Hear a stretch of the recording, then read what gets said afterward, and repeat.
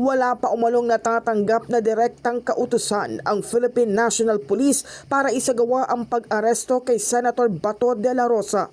Ayon kay PNP Public Information Office Chief Brigadier General Randolph Tuanyo, hindi pa nagko-convene ang National Central Bureau Philippine Center on Transnational Crime na siyang unang hakbang sa koordinasyon ng mga ahensyang sangkot sa posibleng implementasyon ng ICC warrant. Nilinaw natin sa Director ng Legal Service, hindi pa po nagko-convene ang NCB-PCTC kaugnay na pag-i-implement ng ICC warrant po. Meaning po, wala pang specific na direct na kautusan sa Philippine National Police para po siya ay arestuhin. Sapagkat sinasabi nga po natin, ang PNP ay isa lamang doon sa 4 na agency na i-convene ng NCB-PCTC. Nilinaw din ni Tuanyo na may dalawang posibleng legal na proseso sa pagpapatupad ng ICC warrant.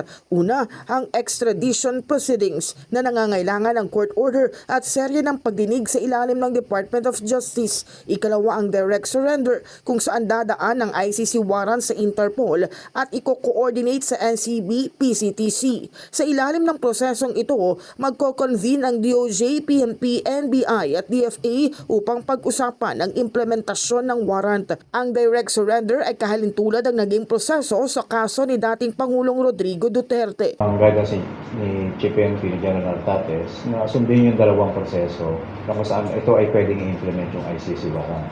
Ang una po, ito yung tinatawag natin na extradition proceedings. Itong extradition proceedings, ito po ay nangangailangan ng court order. Ito yung gagabayan ng DOJ na kung saan magkakaroon pa po ng hearing at matagal pa po ito, yung mga back and forth po na hearing po sa both party.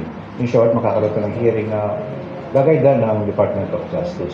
Yung pangalawa po, ito po yung tinatawag natin na direct surrender. Ito yung under ng Republic Act 9851.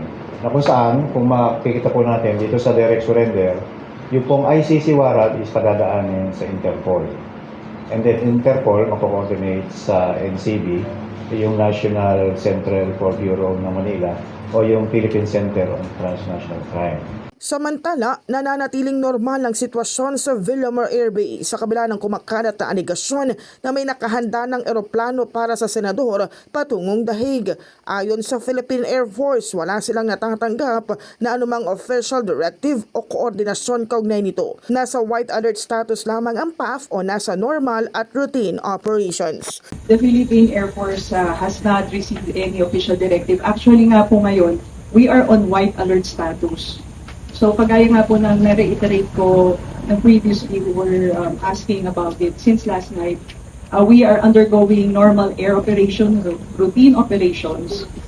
And ayun po yung status po natin ngayon sa Villamor Air Base.